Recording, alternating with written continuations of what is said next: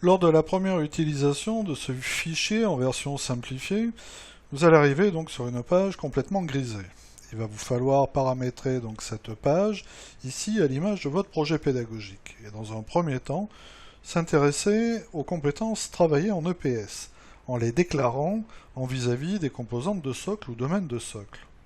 Pour cela, vous cliquez sur la première cellule, la cellule qui vous intéresse, puis vous sélectionnez l'icône ici qui vous permet d'afficher les différentes compétences que vous allez vouloir déclarer. À chaque fois que vous déclarez une compétence, celle-ci se dégrise et apparaît.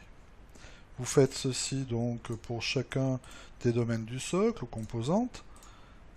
Si vous désirez faire marche arrière, c'est-à-dire en l'occurrence ici, vous avez sélectionné une compétence, vous êtes trompé, vous désirez l'éliminer, vous avez là, ici, la première bande qui n'est pas déclarée, vous cliquez dessus, ceci regrise la zone.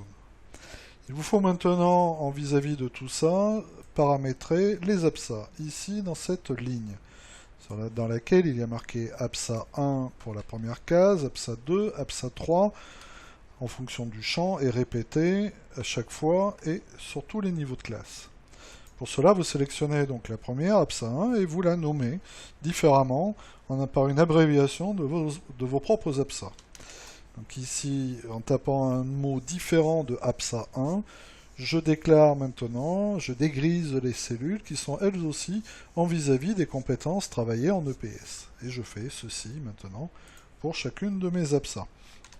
Un peu au hasard, et vous voyez qu'à chaque fois que je déclare donc une nouvelle activité, celle-ci se dégrise en vis-à-vis donc des compétences travaillées.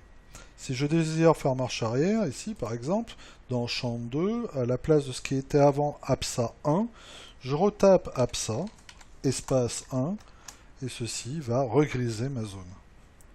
Donc, je déclare pour chacune de mes absas celles qui sont nécessaires pour l'évaluation à venir. Par rapport à la sélection ici des compétences travaillées en EPS, vous remarquerez l'icône de sélection. N'oubliez pas que si vous ne voyez pas cette icône, c'est que votre tableau n'est pas complètement déployé. C'est-à-dire ici, il a été avancé, les cellules sont figées sur les premières ici colonnes, et ici n'apparaîtra donc pas l'icône de sélection. Il vous faudra donc bien déployer votre tableau, bien faire apparaître les colonnes successives, et là, en l'occurrence, l'icône de sélection apparaîtra. Vous êtes presque prêt maintenant, il y a certaines de ces cases dont vous n'aurez pas besoin, en l'occurrence. Donc pour cela, vous allez finir de paramétrer votre tableau en sélectionnant les cellules que vous ne désirez pas utiliser. Vous allez tout simplement enlever la protection de feuille, donc là la protection était déjà enlevée, donc je vais refaire le chemin inverse.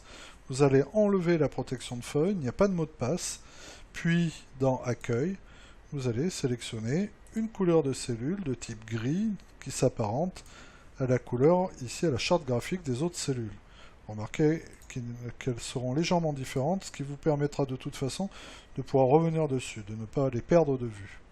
Une fois que vous avez fait ça pour toutes les cellules que vous voulez griser, encore une ici, n'oubliez pas de reprotéger la feuille sans mot de passe.